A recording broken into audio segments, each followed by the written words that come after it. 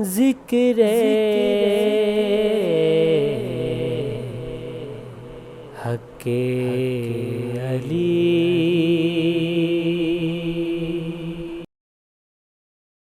باللہ من الشیطان الرجیم، بسم اللہ الرحمن الرحیم۔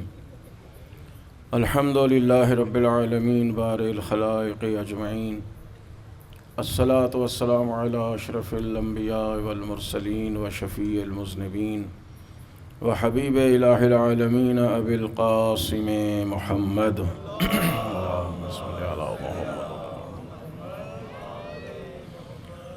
وأہل بیتہ الطیبین الطاہرین المعصومین المظلومین ولعنۃ اللہ علی اعدائہم اجمعین۔ اما بعد فقد قال اللہ الحکیم، بسم اللہ الرحمن الرحیم۔ انما ولیکم اللہ ورسولہ والذین آمنوا الذین یقیمون الصلاۃ ویؤتون الزکاۃ وہم راکعون ومن یتول اللہ ورسولہ والذین آمنوا فإن حزب اللہ هم الغالبون۔ صلوات بر محمد وآل محمد صلی اللہ۔ خداوند عالم آپ سب کی توفیقات خیر میں اضافہ فرمائے۔ پروردگار عالم ان مجالس کو اپنی بارگاہ میں قبول فرمائے، خصوصاً بانیان مجلس کی سعی کو اپنی بارگاہ میں قبول فرمائے، اور اس کا بہترین اجر اس دنیا میں اور آخرت میں عطا فرمائے۔ جتنے مومنین و مومنات اس دنیا فانی سے رحلت پا چکے ہیں، جن کا ہم سب سے تعلق ہے، شہدائے ملت، شہدائے وطن، پروردگار ان سب کو شہدائے کربلا کے ساتھ محشور فرمائے۔ شب مغفرت ہے، شب دعا ہے، استجابت دعا کی رات ہے۔ اللہ تعالیٰ سب کی دعاؤں کو قبول فرمائے، اور خالق و مالک اس وقت تک ہمیں موت نہ دے جب تک وہ ہمیں معاف نہ فرما دے۔ بیمار مومنین و مومنات کو صحت کاملہ عاجلہ عطا فرمائے۔ رضا حیدر صاحب کو اللہ تعالیٰ شفائی کلی عنایت فرمائے۔ پروردگار ہم سب کو دنیا میں آل محمد کی زیارت اور آخرت میں ان کی شفاعت نصیب فرمائے۔ علماء اعلام، مراجع اعظام، رہبر معظم، مومنین کرام دنیا میں جہاں کہیں اللہ تعالیٰ ان کی حفاظت فرمائے۔ ہمارے آقا و مولا کے ظہور پر نور میں تعجیل فرمائے، اور ہم سب کو حضرت کی دعاؤں میں شامل فرمائے۔ بلند ترین صلوات بھیج دیں اللہ۔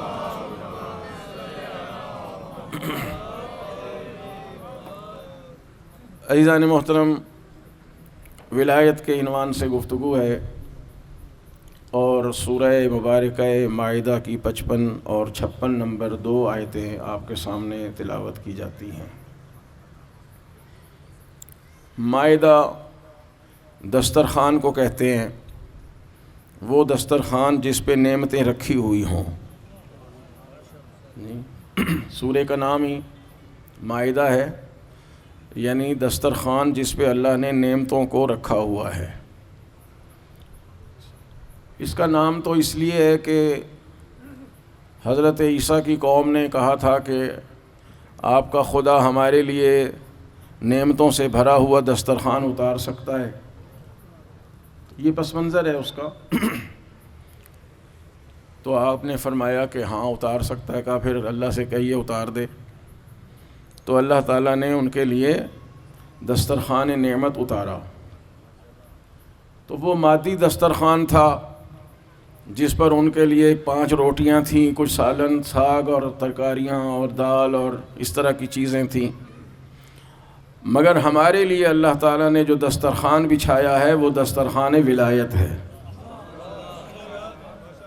ان کے لیے مادی نعمتیں تھیں، مگر ہمارے لیے اللہ تعالیٰ نے سورہ مائدہ میں آیات ولایت کے تحت وہ نعمت معنوی نازل کی ہے جو نہ سابقین امتوں میں تھی، نہ کسی اور میں ہو سکتی ہے۔ یہ مخصوص ہے امت محمد مصطفیٰ صلی اللہ علیہ وآلہ وسلم کے لیے۔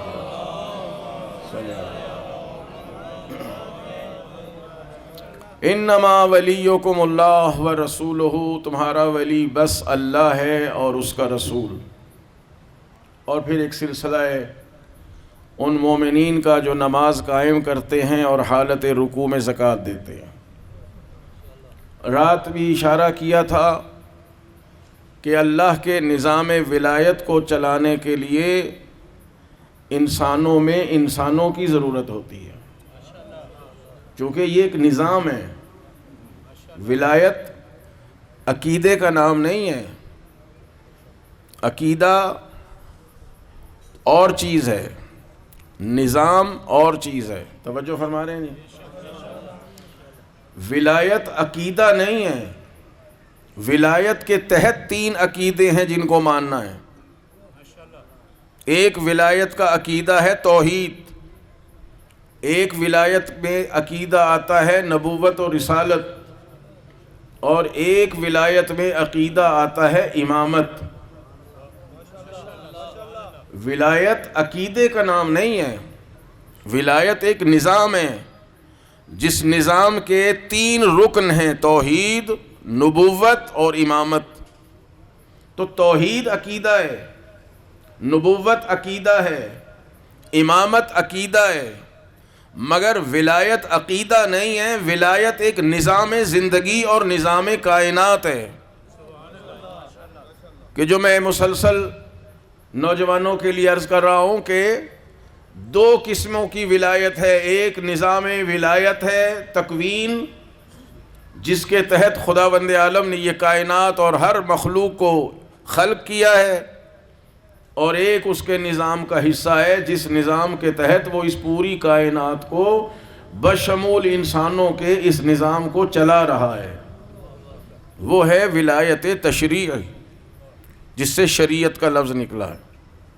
اور اس نظام کو چلانے کے لیے چلانے والوں کی ضرورت ہوتی ہے. خدا اس نظام ولایت کو بنانے والا ہے.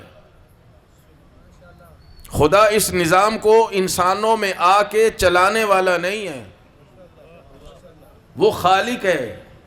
اس نے کائنات کو بھی خلق کر دیا ہے ولایت تکوینی کے تحت، اور اس نظام زندگی کو بھی خلق کر دیا ہے جس نظام زندگی پر ہم نے زندگی گزارنی ہے. وہ ولایت تشریعی ہے، وہ بھی شریعت اللہ نے خلق کر دی ہے، بنا دی ہے. مگر اسی نظام زندگی کو چلانے کے لیے افراد کی ضرورت ہے. دنیا میں کسی بھی قانون کو چلانے کے لیے افراد کی ضرورت ہوتی ہے کہ اس قانون کو کچھ لوگ چلائیں گے، نافذ کریں گے. ہوتا ہے نا ایسے؟ اپنے ملک میں بھی دیکھ لیجئے. ایک اتھارٹی وہ ہے جو قانون بناتی ہے، وہ چلانے کے ذمہ وار نہیں ہے کہ نافذ بھی کریں. مقننہ کو، قانون کو بنانے والے اور ہوتے ہیں، اور اس قانون کو نافذ کرنے والے اور ہوتے ہیں.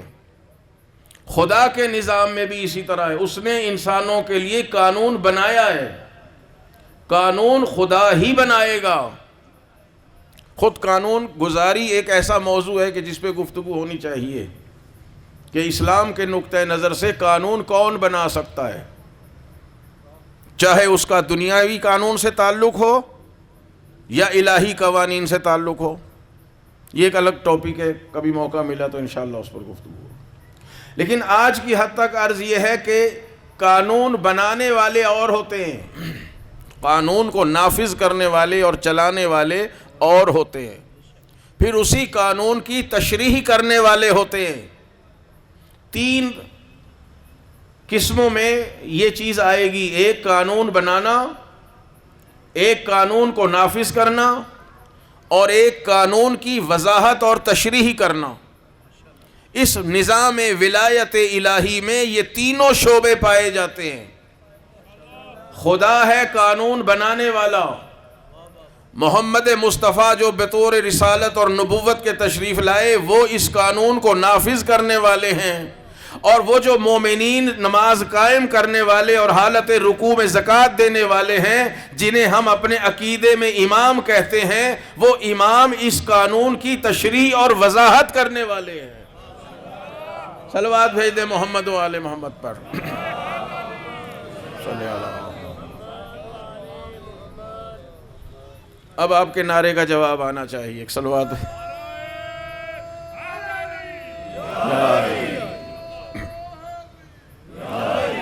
بعض دفعہ نعرہ صلوات اور نعرہ حیدری وہ مخلوط ہو جاتے ہیں، تو دونوں کا جواب آنا چاہیے. ایک اور صلوات بھیج دے. شب جمعہ بلندر صلوات بھیج دے.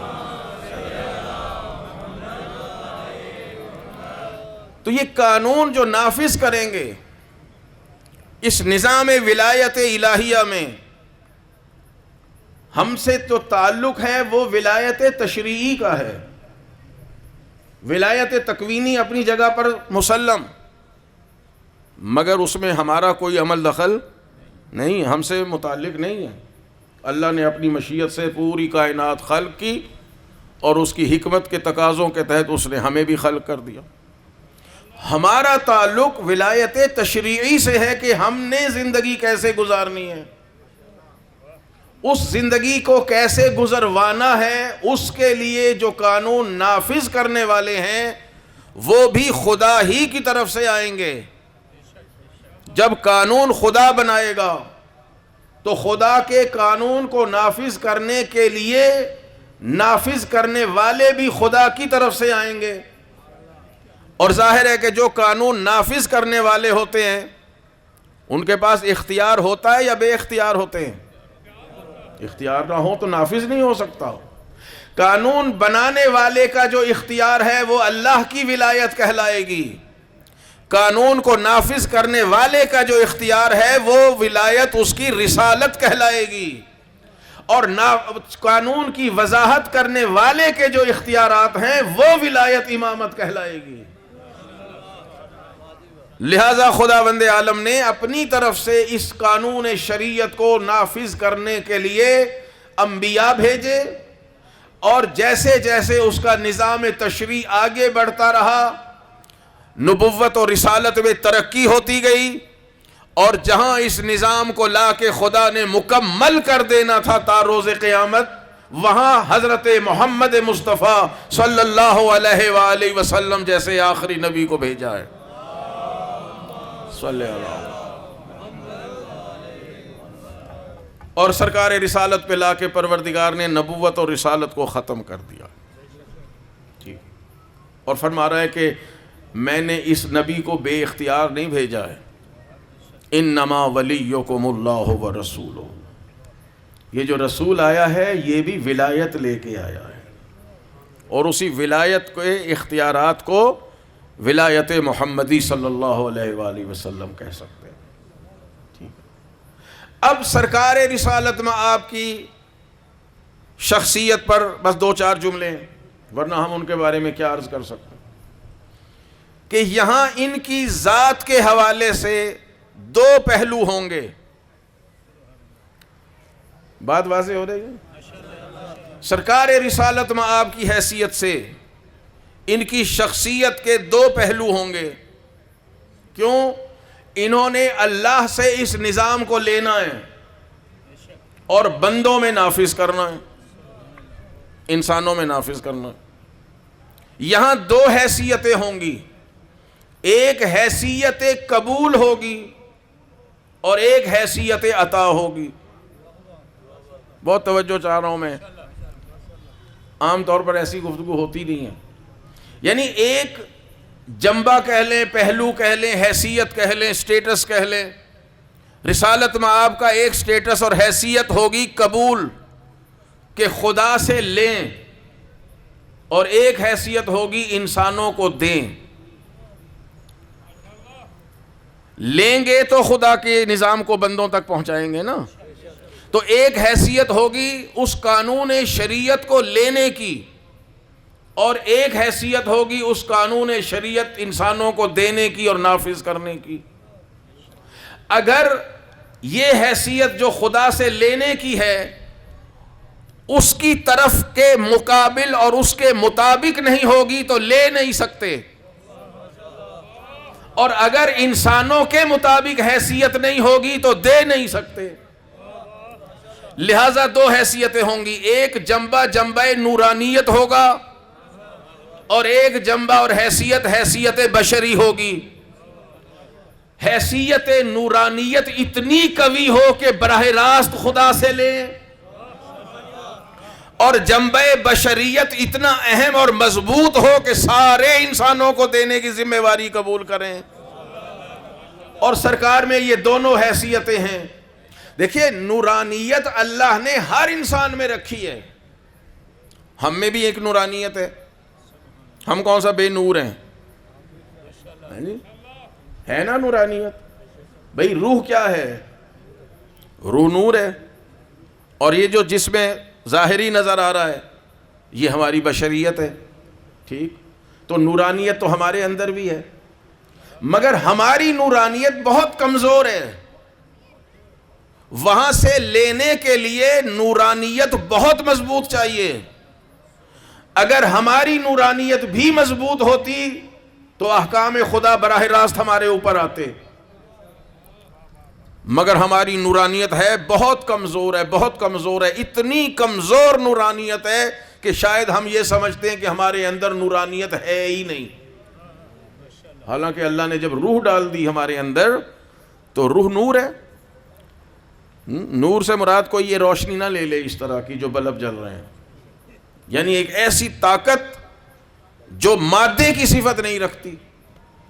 اسی نورانیت روح کی وجہ سے ہم عالم برزخ میں منتقل ہوں گے، اور وہاں عالم برزخ میں مادہ نہیں ہوگا مگر ہم ہوں گے۔ اگر یہ روحانی نورانیت نہ ہوتی تو ہم عالم برزخ میں قیامت تک کی زندگی بسر نہ کر سکتے۔ جانور کیوں نہیں جائے گا عالم برزخ میں؟ بات مشکل نہ ہو جائے؟ دیکھیے جانوروں کو عالم برزخ میں خدا منتقل کیوں نہیں کرے گا؟ اس لیے کہ ان میں وہ روح والی نورانیت موجود نہیں ہے، ان میں جو روح ہے وہ روح حیوانیت ہے، جو انتہائی پست قسم کی روح ہے، جس کا الوہی روح سے کوئی تعلق نہیں ہے۔ لیکن انسان کے اندر جو روح ہے وہ نورانیت رکھتی ہے، تبھی ہم عالم برزخ میں جا کے مرنے کے بعد قیامت تک وہاں زندگی گزاریں گے، ٹھیک ہے؟ اب یہ دنیا میں جو ہماری بدن میں روح ہے وہ بہت ہی کمزور ہے، اتنی کمزور ہے، اتنی کمزور ہے کہ اگر ہم فرشتے کو دیکھ بھی لیں تو ہماری روح بدن سے نکل جائے۔ وہاں اتنی روح قوی چاہیے کہ فرشتہ سامنے آ کے بیٹھ بھی جائے، بلکہ فرشتہ دن رات خدمت کرتا ہوا نظر آئے، اور یہ جنبہ نورانیت اتنا قوی ہو کہ خداوند عالم حکم نازل کرتا جائے اور کہتا جائے یہ میرا رسول ایسا ہے کہ جب تک میری وحی نہ آ جائے یہ گفتگو نہیں کرتا ہے، یہ اتنا قوی ہے کہ جب تک میرا حکم نہ آ جائے یہ کوئی کام ہی نہیں کرتا ہے۔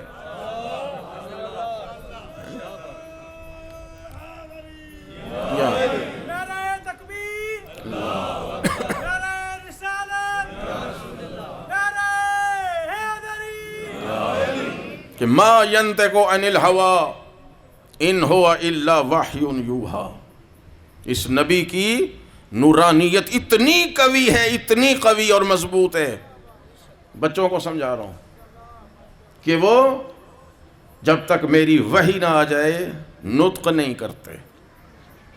ہم اپنی آسانی کے لیے نطق کا ترجمہ کلام کہا جاتا ہے کہ یہ بولتا بھی نہیں ہے۔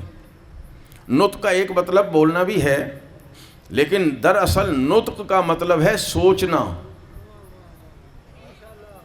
علم منطق کسی سے بنا ہے نا؟ علم منطق انسان کو بولنا نہیں سکھاتا، سوچنا سکھاتا ہے۔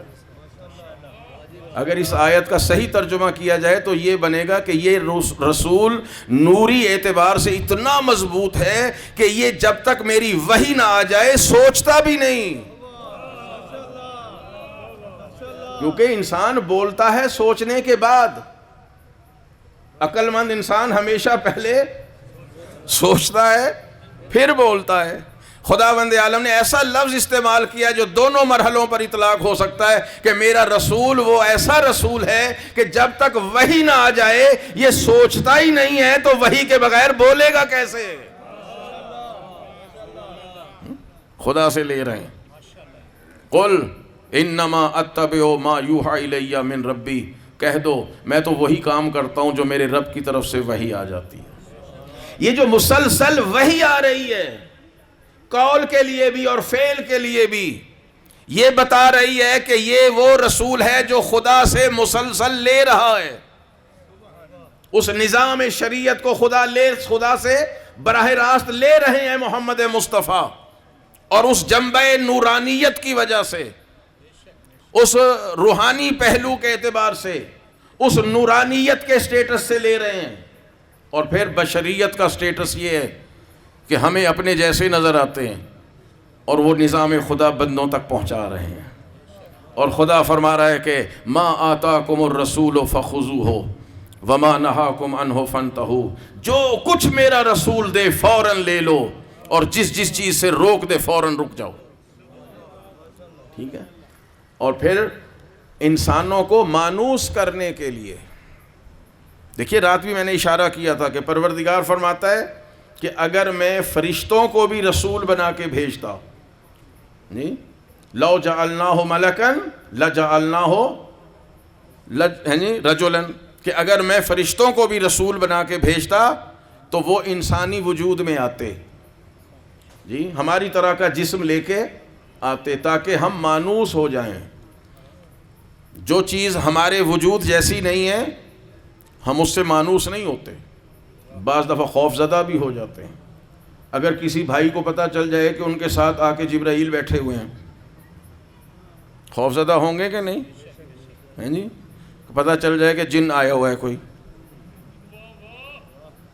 لوگ ماشاءاللہ پھر آپ کو پتہ آج کل تو اتنی باتیں ہیں جی، ہلکی سی بیماری ہو گئی تو وہم میں پڑ جاتا ہے، ہاں جی کوئی جن آ گیا ہے. بھائی مادی مشکلات لوگوں کو پیش آتی ہیں، کہیں کاروبار میں لاس ہو جاتا ہے، کہیں زراعت اچھی نہیں ہوتی ہے، کہیں اور نقصان ہوتا ہے، ہاں کسی نے جنات کے ذریعے میرے اوپر کوئی عمل کرا دیا. مومن ضعیف الاعتقاد نہیں ہوتا. جو اپنے اللہ کو قادر متعال مانتا ہے، قادر مطلق مانتا ہے، جو محمد مصطفیٰ کو رحمت للعالمین مانتا ہے، جو امیر المومنین علی سے لے کے امام مہدی تک کے 12 امام معصوم کو اپنا امام مانتا ہے، ولی مانتا ہے، وہ کبھی ضعیف الاعتقاد نہیں ہو سکتا. یہ جنات، یہ فرشتے علی کے شیعوں کے ملازم ہیں.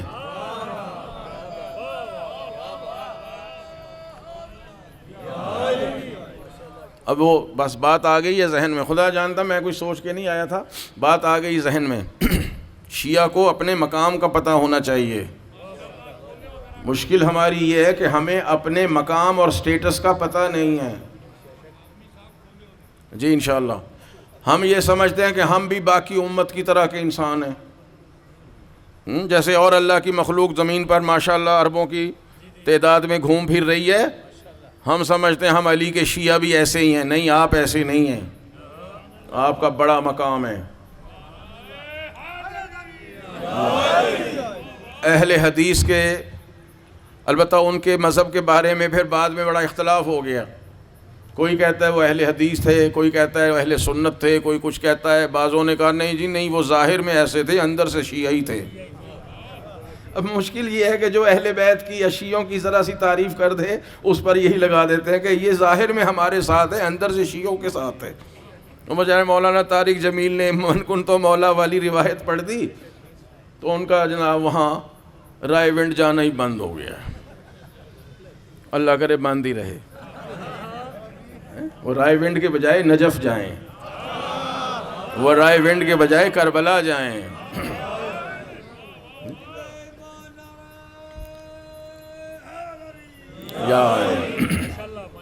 تو ایک عالم گزرے ہیں ہندوستان میں، وہ ان کا جو نام ہے وہ میرے ذہن میں اس وقت آ رہا ہے، وحید الزما صدیقی. ان کی مختلف کتابیں ہیں اور بہت یعنی کہ علمی کتابیں. ان کی ایک کتاب ہے لغات القرآن، اس پر انہوں نے قرآن کے لفظوں کی وضاحت کی ہے.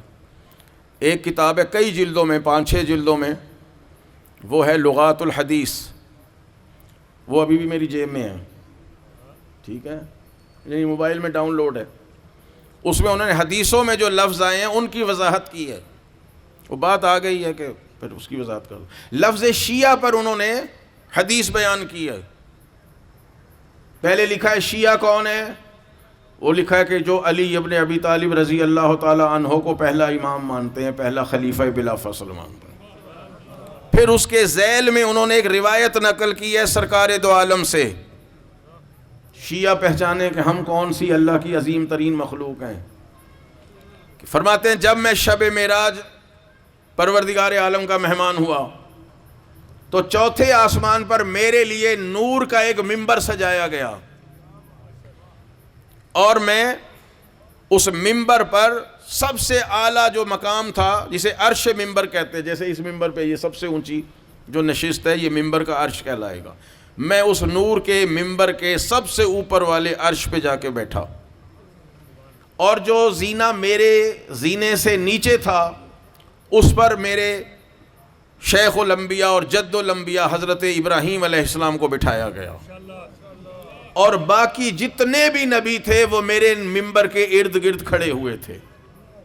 اتنے میں ایک نور کی سواری پر میرا بھائی علی ابن ابی طالب تشریف لائے، بلند آواز سے کہ نور کی سواری پر میرے بھائی علی ابن ابی طالب تشریف لائے، اور اس حالت میں کہ ان کا چہرہ 14ویں کے چاند سے بھی زیادہ نورانی تھا۔ یہ وحید الزمان صدیقی صاحب نے اپنی کتاب میں روایت لکھی ہے، اور سرکار دو عالم سے روایت لکھی ہے، اور فرماتے ہیں کہ جب میرے بھائی اپنی سواری بڑھاتے ہوئے میرے ممبر کے قریب آئے تو حضرت ابراہیم نے میری طرف دیکھ کے پوچھا کہ یا رسول اللہ، یہ کوئی مقرب فرشتہ ہے یا کوئی ایسا رسول ہے جس کی ہمیں اطلاع نہیں؟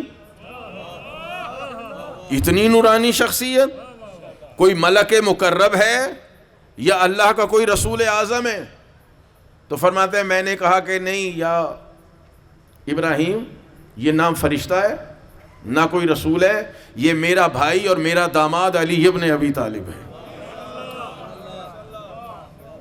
تو انہوں نے کہا اچھا، میں اس کے ساتھ 11 اور نور دیکھ رہا ہوں، 11 نور اور دیکھ رہا ہوں۔ تو میں نے کہا کہ جناب یہ 11 نور ان 11 اماموں کے ہیں جو علی کے صلب سے علی کے بعد باری باری آ کے دنیا میں امامت کا اور میری نیابت کا فریضہ انجام دیں گے۔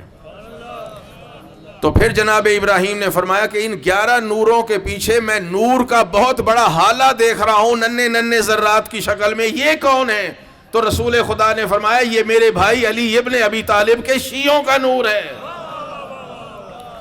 تو فوراً حضرت ابراہیم نے ہاتھ اٹھا کے کہا پروردگار مجھے بھی علی کے شیعوں میں سے قرار دے، اور اسی وقت یہ آیت نازل ہوئی وَمِن شِیَّةِ إِنَّ مِن شِیَّتِهِ لَإِبْرَاہِیم، کہ ابراہیم بھی اس کے شیعوں میں سے ہیں۔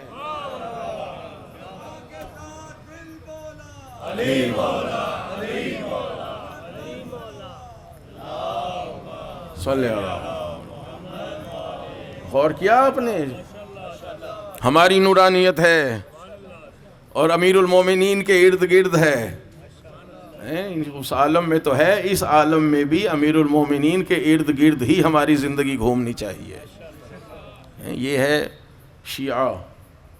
شیعہ کسی کافر کو نہیں کہتے، شیعہ کسی گروہ کو نہیں کہتے، شیعہ اسے کہتے ہیں جو علی کے ساتھ ساتھ رہتا ہے، اس دنیا میں بھی اور اس دنیا میں۔ صلوات بھیج دے محمد و آل محمد۔ تو یہ بات آ گئی، میں عرض کر رہا ہوں کہ پیغمبر اکرم کا جو روحانی اور نورانی پہلو ہے وہ اتنا مضبوط ہے کہ وحی سے متصل ہے۔ ہماری نورانیت بہت کمزور کہ ہم فرشتے کو دیکھ بھی نہیں سکتے، اس کی بات بھی نہیں سنتے، تاب نہیں لا سکتے،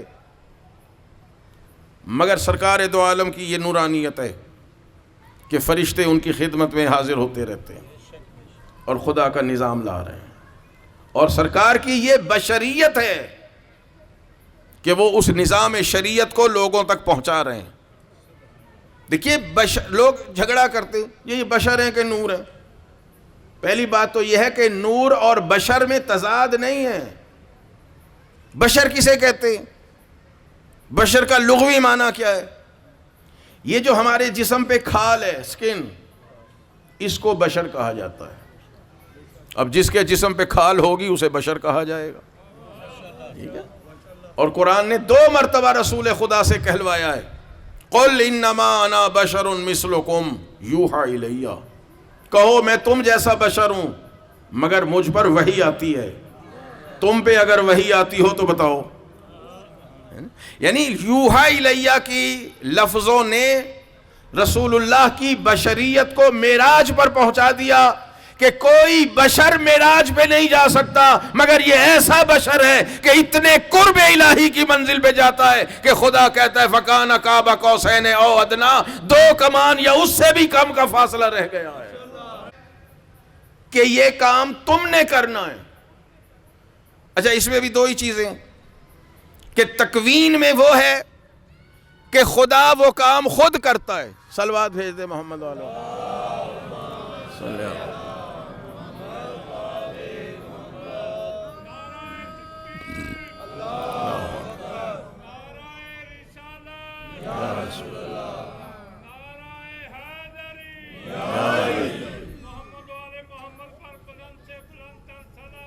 اللہم صلی اللہ۔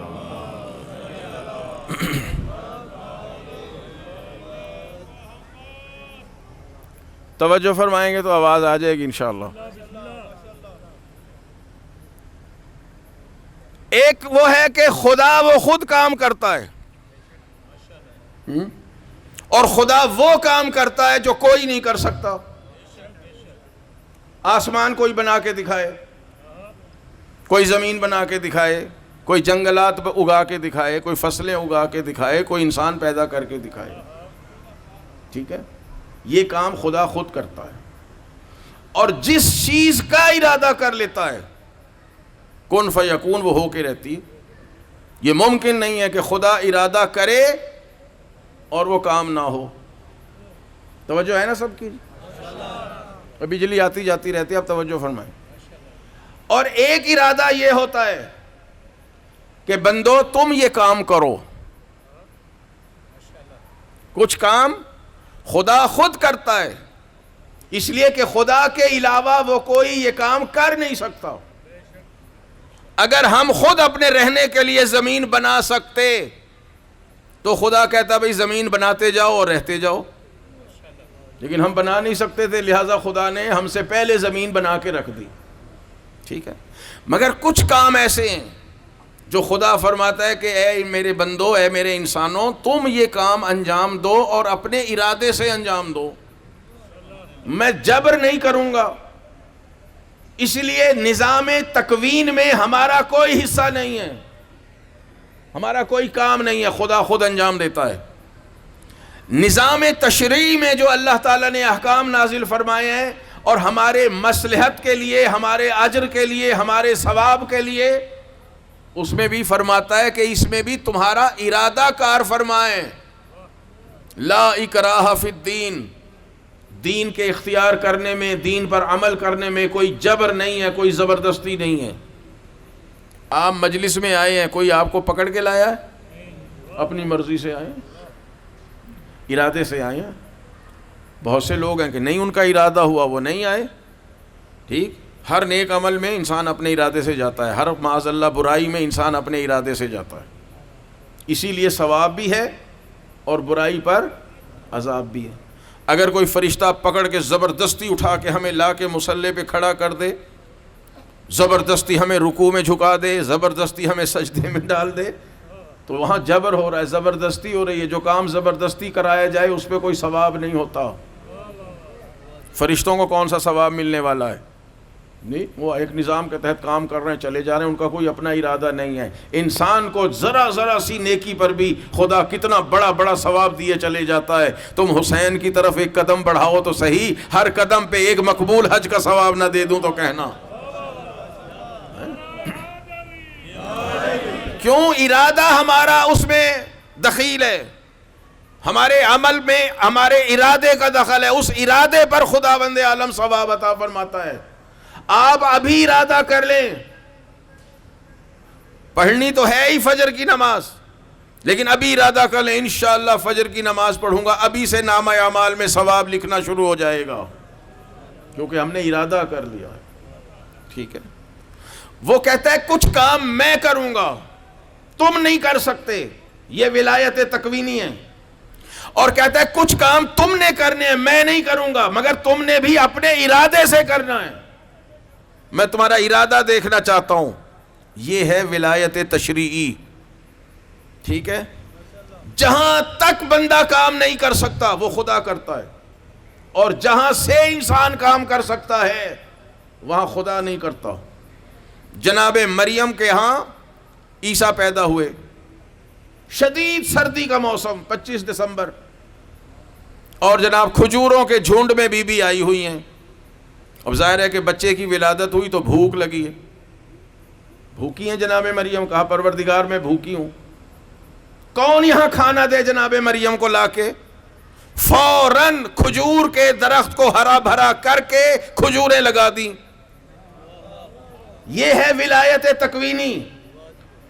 یہاں تک لا کے خدا نے سردیوں میں کھجور کو ہرا بھرا درخت کر دیا, اس پہ کھجوریں لگا دی, وہ تر و تازہ ہو گئیں, میٹھی ہو گئیں, پک گئیں, تیار ہو گئیں. کہا مریم اٹھو, انہیں ہلاؤ, گریں گی تو اٹھا کے کھا لینا. اب پروردگار اتنا کام تو نے کر دیا کہ سردیوں میں کوئی کھجور ہو نہیں سکتی, آپ نے کھجوریں لگا دی, پکا دی, تر و تازہ ہو گئی, اس میں سے رس ٹپک رہا ہے. اب مریم کے لیے گرا بھی دے, آواز آئی نہیں مریم, جو کام میرا تھا وہ میں نے کیا ہے, جو کام انسان کا ہے وہ انسان خود کرے. یہ سمجھانے کے لیے خدا کا کام کوئی نہیں کر سکتا, وہ کرتا ہے. انسانوں کا کام انسان اپنے ارادے سے کرے گا تو اجر اور ثواب ملے گا. بس خدا ایک ارادہ کرتا ہے جس کا تعلق تکوین سے ہے, ایک ارادہ کرتا ہے جس کا تعلق تشریع اور شریعت سے ہوتا ہے. خدا نے یہ شریعت میں ارادہ کیا کہ انسان پاک و پاکیزہ رہے, ٹھیک ہے, خدا کا ارادہ ہے. ان اللہ یحب التوابین و یحب المتطہرین. یہ کہہ کے بتایا کہ اللہ توبہ کرنے والوں کو بھی محبوب رکھتا ہے اور اپنے آپ کو پاک و صاف رکھنے والوں کو بھی محبوب رکھتا ہے. اب اس میں جبر نہیں ہے.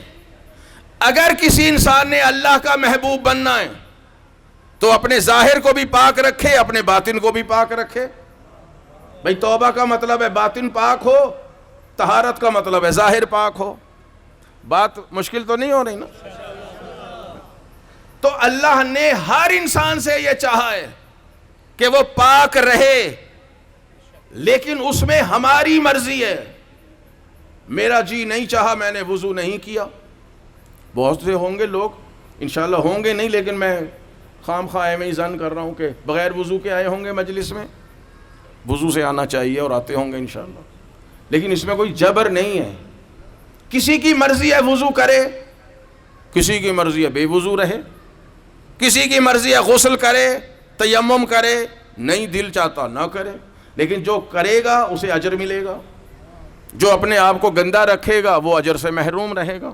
لیکن خدا کا ارادہ ہے, اور ارادہ یہ کہ بندہ اپنی مرضی سے اپنے آپ کو پاک رکھے. بس یہی فرق ہے اللہ کے اس نظام میں ہمارے بارے میں اور 14 کے بارے میں. ہمارے بارے میں بھی چاہتا یہی ہے کہ یہ پاک رہیں, مگر اپنی مرضی سے. 14 کو پاک رکھا ہے اپنی مرضی سے.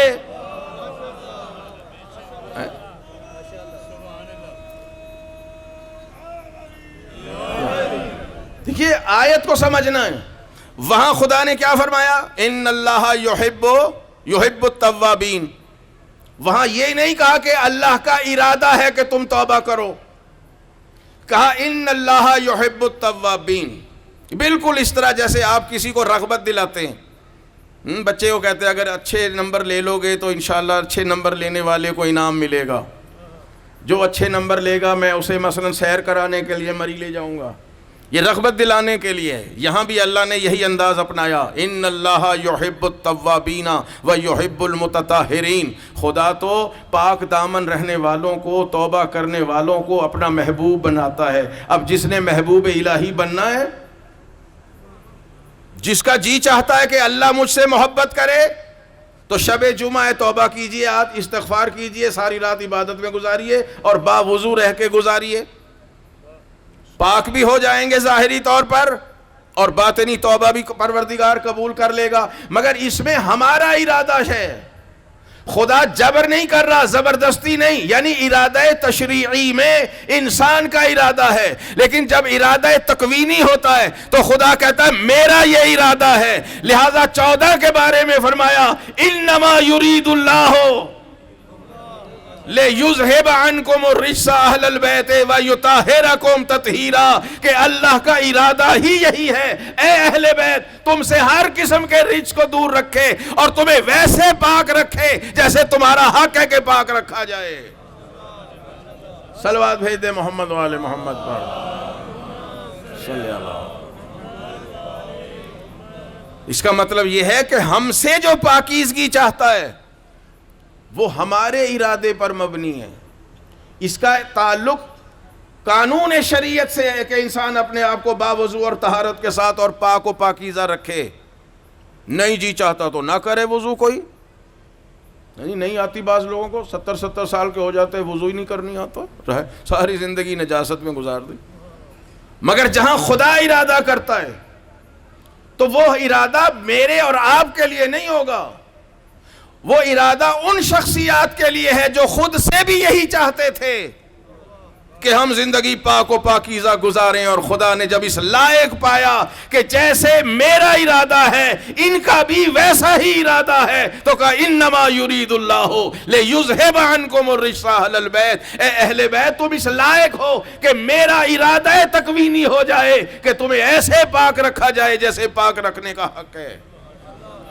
تو آیت تطہیر آل محمد کی شان میں نازل کی ہے، اور یہ ارادہ تکوینی ہے، تشریعی نہیں۔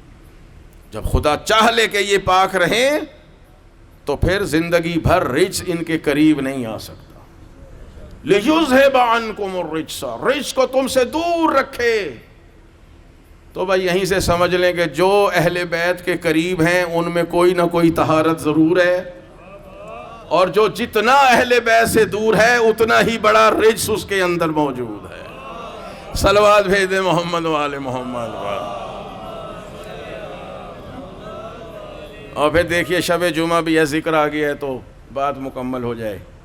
کیا پروردگار عالم نے اہتمام کرایا ہے، جتنی آیتیں قرآن کریم کی وہ جناب جبریل لے کے رسول خدا کے پیچھے پیچھے جا رہے ہیں، جہاں رسول خدا ہیں وہاں آیتیں آ رہی ہیں، مگر یہ جو اعلان طہارت ہے، یہ جو آیت تطہیر کو نازل کیا ہے نا، اس کا اہتمام کیا ہے کہ میرا نبی تو وحی کے بغیر کوئی کام نہیں کرتا نا، اللہ کا حکم آیا حبیب آیت تطہیر بھیجنی ہے اس گھر میں جاؤ جو مرکز طہارت ہے۔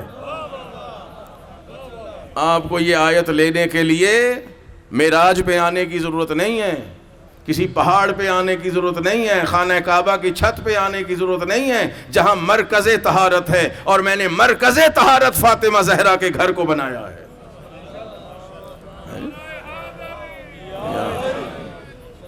اور آ کے فرما رہے ہیں بیٹی میں اپنے بدن میں ذرا کمزوری محسوس کر رہا ہوں۔ یہ حدیث قصہ بچے کو یاد ہے، شب جمعہ یقیناً پڑھ کے آئے ہوں گے، تو مجھے اپنی چادر اڑا دو۔ مدینے میں جو بھی بیمار ہوتا تھا اس کو شفا ملتی تھی رسول اللہ کے لعاب سے۔ خود امیر المومنین فرماتے ہیں کہ میری آنکھیں دکھنے آئیں، آپ نے اپنا لعاب مبارک لگایا، زندگی بھر میری آنکھوں میں کبھی تکلیف ہی نہیں ہوئی۔ کنواں تھا، کڑوا پانی تھا، سرکار دو عالم نے لعاب ڈال دیا، پانی شہد جیسا میٹھا ہو گیا۔ سارا مدینہ، سارے مسلمین، سب کی مشکلات دور ہوں لعاب رسالت سے، اور رسول کریم کی اگر کمزوری بدن میں محسوس ہوئی ہے تو وہ دور ہوتی ہے فاطمہ زہرا کی چادر سے۔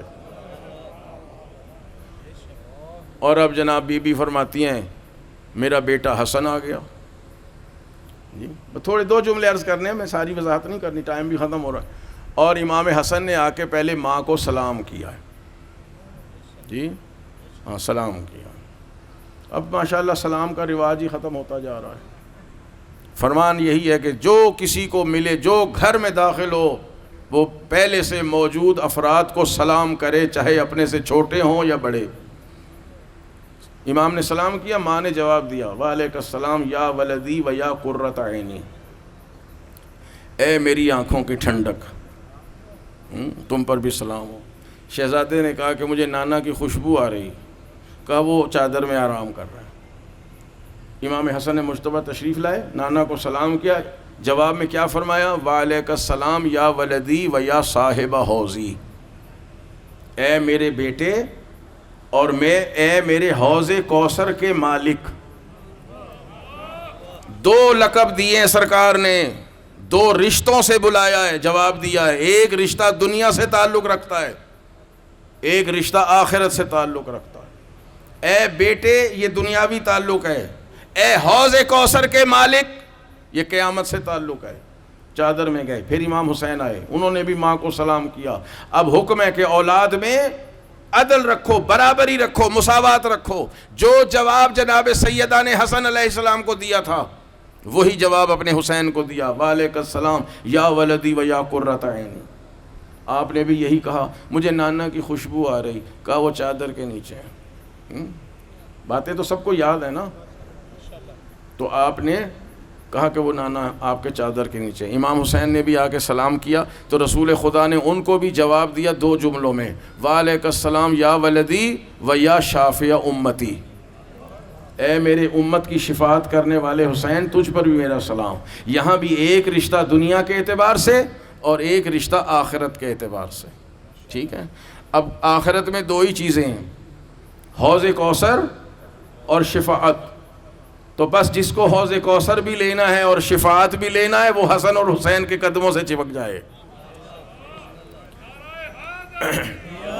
اور پھر امیر المومنین تشریف لے آئے, انہوں نے بھی آ کے زوجہ کو سلام کیا. ہاں یہ نہیں کہ زوجہ سلام کرے, مولا نے سلام کیا, السلام علیک یا بنت رسول اللہ. تربیت ہو رہی ہے کہ جو بھی گھر میں آئے سلام کرے, اور یہ نہ کہے میں بیوی کو سلام کروں. علی علیہ السلام کر رہے ہیں, ہمیں کیا حرج ہے. مولا نے بھی یہی کہا, مجھے اپنے بھائی کی خوشبو آ رہی ہے. تو جناب سیدہ نے فرمایا وہ آپ کے بھائی اپنے بیٹوں کے ساتھ چادر کے تطہیر کے نیچے ہیں. امیر المومنین نے بھی آ کے سلام کیا. یہ نقطہ میں نے عرض کرنا تھا کہ باپ اور بیٹے کبھی برابر نہیں ہو سکتے. جن بچوں کے والدین زندہ ہیں ان سے عرض کر رہا ہوں, بہت احترام کیجئے اپنے والدین کا, خدا ان کی زندگیوں میں اضافہ فرمائے. اور اگر دنیا سے چلے گئے ہیں تو مرنے کے بعد اس سے بھی زیادہ احترام ہونا چاہیے. دعائے خیر سے یاد کیجئے. حکم ہے کہ جب باپ اور بیٹے اکٹھے ہوں تو باپ کا احترام بیٹوں سے کہیں زیادہ ہونا چاہیے. بات ایک آ رہی ہے ذہن میں, لیکن ڈرتا ہوں کہ وقت زیادہ ہو جائے گا. اگر آپ کو گھر جانے کی جلدی نہیں ہے تو سنا دو. دیکھیے یہ آئمہ کی زندگی ہمارے لیے درس ہے کہ آپ نے اس نظام ولایت الہی کے تحت دنیا میں کیسے زندگی گزارنی ہے. آئمہ طاہرین کے پاس ہر وقت مہمان آتے تھے, مگر آئمہ مہمانوں سے خدمت نہیں لیتے تھے. پورے آئمہ کی زندگی کی تاریخ کے میں اپنی ذمہ داری کے حوالے سے پڑھ رہا ہوں.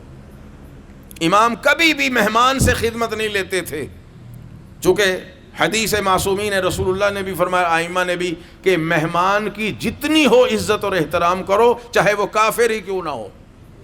اکرم الضیف ولو کان کافرا. تو آئمہ کبھی مہمانوں سے خدمت نہیں لیتے تھے.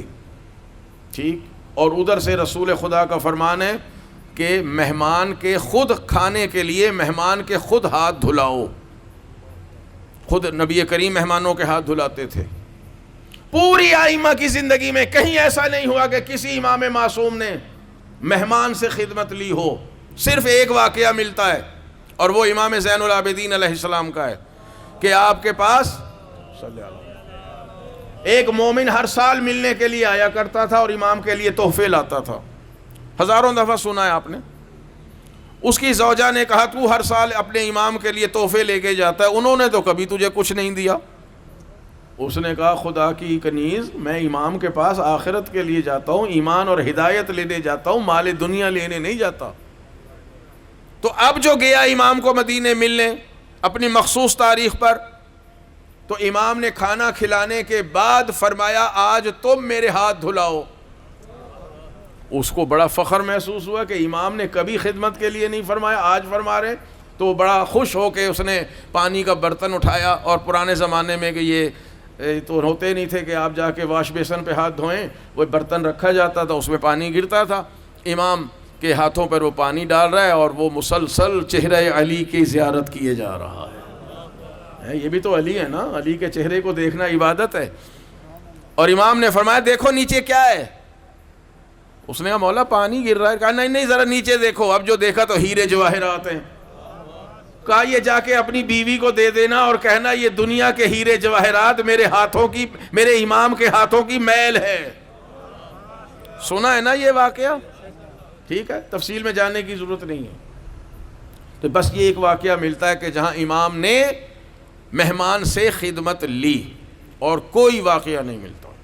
ایک دن امیر المومنین کے پاس 2 مہمان آئے, ایک باپ ہے ایک بیٹا.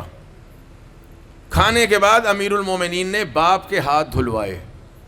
جو باپ مہمان تھا مولا نے اس کے ہاتھ دھلوائے, اور پھر اپنے بیٹے محمد حنفیہ سے فرمایا کہ تم اس کے بیٹے کے ہاتھ دھلاؤ. توجہ ہو گئی آپ کی؟ مولا کے بیٹے نے مہمان کے بیٹے کے ہاتھ دھلائے. اب ظاہر ہے بچے کے دل میں شاید یہ خیال پیدا ہوا ہو کہ مولا نے میرے والد کے ہاتھ دھلوائے, میرے ہاتھ نہیں دھلائے. تو مولا نے اس کو فرمایا کہ بیٹے کسی دن اکیلے آنا, والد کے بغیر آنا, پھر میں تمہارے ہاتھ دھلواؤں گا. اگر اب میں تمہارے والد کے بھی ہاتھ دھلواؤں اور تمہارے ہاتھ بھی دھلواؤں تو میں نے باپ اور بیٹے کا برابر احترام کیا ہے. اس میں تمہارے والد کی توہین ہے, تمہاری توہین نہیں ہے. سمجھ گئے آپ کہ باپ کی کتنی عظمت ہے, کہ آئمہ بھی باپ اور بیٹے کے احترام میں باپ کے زیادہ احترام کے قائل تھے. تو یہاں بیٹے آئے, پیغمبر اکرم نے 2 جملے ارشاد فرمائے, اے میرے بیٹے اے حوض کوثر کے مالک.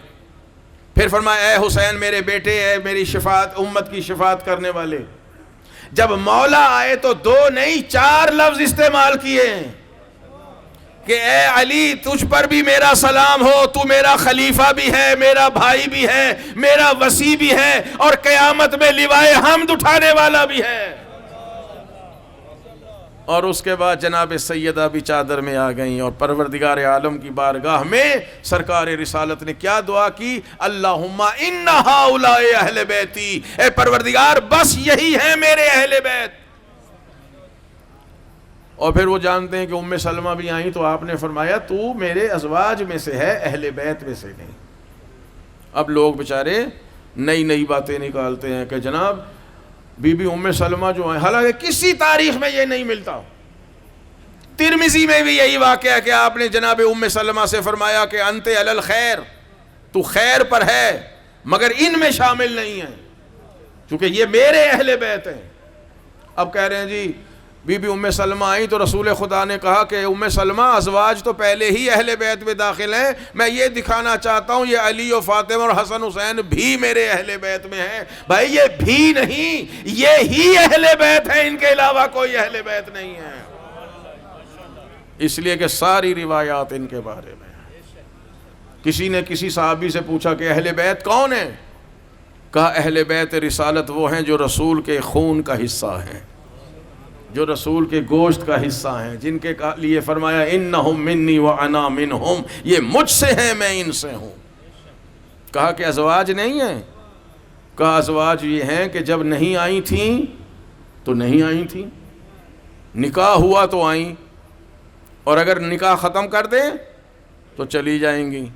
مگر اہل بیت وہ ہیں جن سے کبھی رسول کا رشتہ ختم ہو ہی نہیں سکتا. بیٹی سے, نواسوں سے, بھائی سے, یہ رشتے وہ ہیں جو مرنے کے بعد بھی ختم ہونے والے نہیں ہیں.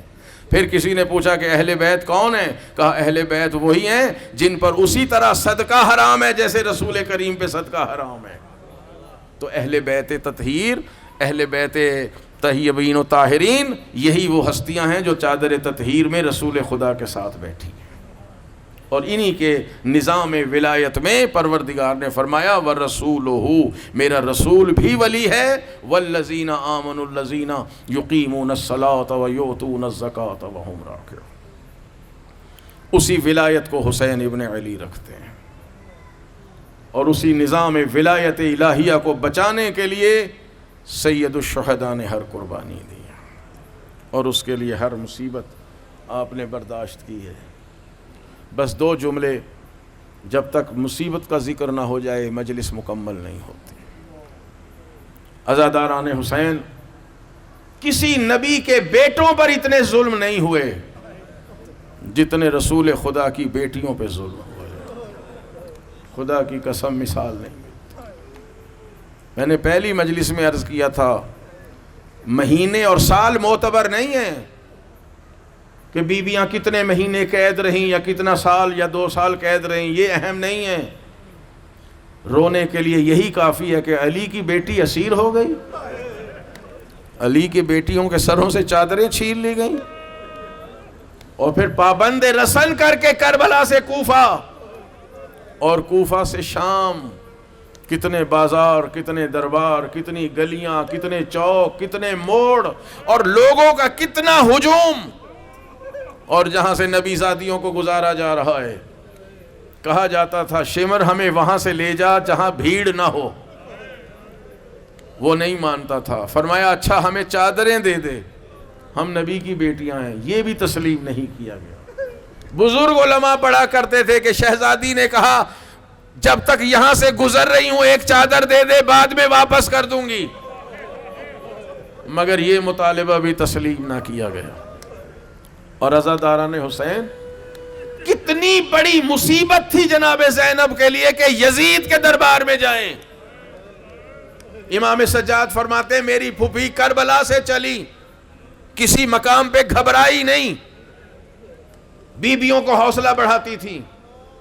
جناب زینب علیہ السلام کہتی تھی لیلا گھبرانا نہیں، کیا ہوا جو عباس نہیں ہے، علی کی بیٹی تمہارے ساتھ ہے. جزاکم ربکم، خدا آپ کو کسی غم میں نہ رلائے سوائے حسین. بہن ام کلثوم پریشان نہ ہونا، زینب تمہارے ساتھ ہے. ہر بی بی کا حوصلہ بڑھایا جناب زینب نے، اور خود امام سجاد کا حوصلہ. اور امام سجاد کی اس طرح حفاظت کی کہ ہر مقام پہ بی بی کی نظریں امام سجاد کے چہرہ انور پہ رہتی تھی. بچا بچا کے امامت کو لائی ہے جناب زینب. امام فرماتے ہیں کہ جب ہم شام میں داخل ہوئے، یزید نے 7 دروازے بنوائے تھے. 7 دروازوں پر، ہر دروازے پر 700 سپاہی مسلح کھڑے کیے تھے کہ علی کی بیٹی گھبرا جائے، علی کی بیٹی پریشان ہو جائے. امام فرماتے ہیں میری پھوپھی ہر دروازے سے علی ابن ابی طالب کی طرح دلیرانہ گزر گئی، کسی مقام پہ جناب زینب پریشان نہیں ہوئی. لیکن جب آخری دروازہ رہ گیا، یہ جو آخری دروازہ آیا کہ اس سے گزر کے یزید کے دربار میں اور یزید کے سامنے جانا ہے، جناب زینب فرماتی ہیں سجاد اب میری ٹانگوں میں ہمت نہیں رہی. خدا آپ کی بیویوں کے بچیوں کے پردوں کو سلامت رکھے. سجاد اب مجھ سے چلا نہیں جاتا. فرماتے ہیں میری پھوپھی زینب جو کہیں تھک کے نہیں بیٹھی تھی، وہاں تھک کے بیٹھ گئی. سجاد اب مجھ میں ہمت نہیں ہے یہاں سے آگے جانے میں. امام فرماتے ہیں پھوپھی اماں یہ آخری منزل ہے، یہاں سے چلیں گے بس دربار میں داخل ہو جائیں گے، اور اس کے بعد جو فیصلہ ہوگا وہ سن لیں گے. بی بی نے فرمایا سجاد سنو، جب میرے بابا کا آخری وقت تھا، 21 رمضان کی صبح، شہادت سے پہلے میرے بابا نے تنہائی میں مجھے بلایا. سجاد تم تو 2 سال کے تھے نا، میرے بابا نے مجھے بلایا اور کمرے سے سب کو باہر بھیج دیا اور میرا سر رکھا اپنے سینے پر. میں روئے جا رہی تھی. کہا بیٹی رو کیوں رہی ہے؟ میں نے کہا تھا بابا جس کا آپ جیسا بابا دنیا سے جا رہا ہو. کہا بیٹی ابھی تو میرا زخمی سر دیکھا ہے، ابھی تو فقط میرا زخمی سر دیکھا ہے، تو اتنا تڑپ رہی ہے، جب حسین کے کٹے ہوئے سر کو دیکھے گی تو تیرا کیا عالم ہوگا، اور جب اسیر ہو جائے گی تو کیا عالم ہوگا. سجاد میرے بابا نے کربلا سے لے کے شام تک کے سارے حالات بتائے. یہ ہوگا، وہاں جانا پڑے گا، وہاں پیشی ہوگی، وہاں حاضری ہوگی. اور فرمایا تھا زینب بیٹی گھبرانا نہیں، ہر جگہ تیرا بابا تیرے ساتھ ساتھ ہوگا. سجاد میں کربلا سے چلی ہوں، یہاں تک مجھے بابا نظر آ جاتے تھے، مگر اب جو یزید کے دربار میں جانا ہے اور میرے سر پر ردا نہیں ہے، مجھے بابا نظر نہیں آ رہے. میں اپنے بابا کے بغیر یزید کے دربار میں کیسے جاؤں؟ بس امام سجاد کا رخ ہوا نجف کی طرف، اے میرے بابا بزرگ، اے میرے جد بزرگوار، اگر زینب نہیں جائے گی تو شمر مجھے تازیانے مارے گا، اور جب تک آپ نہیں آئیں گے زینب نہیں جائے گی۔ اچھا میں دربار میں جانے کے لیے تیار۔ پروردگار اس کلیل سے توسل کو قبول فرماؤ، اس ذکر کو ہماری آخرت کا ذخیرہ قرار دے۔